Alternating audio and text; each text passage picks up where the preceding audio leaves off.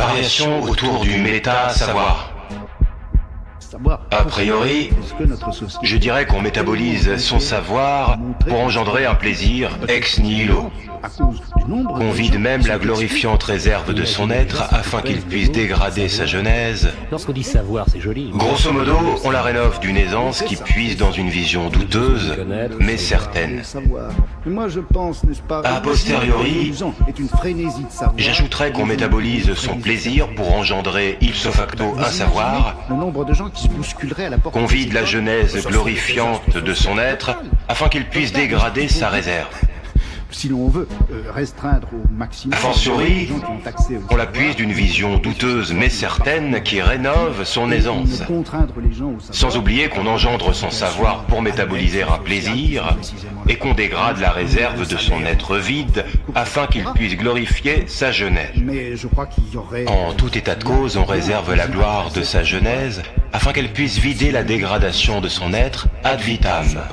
On glorifie hic et nunc la dégradation de son être afin qu'elle puisse vider la genèse de son vide.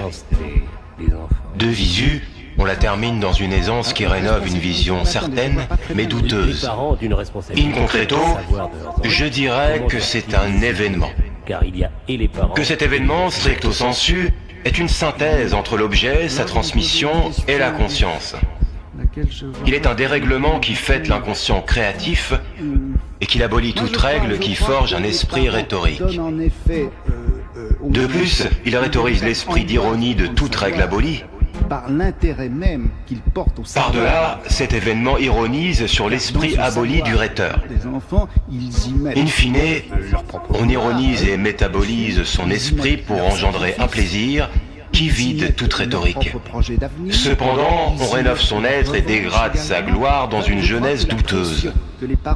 Néanmoins, on réserve l'objet de sa transmission certaine avec une aisance où puise la conscience. De facto, on dérègle cet événement en inconscient festif que toute règle abolit.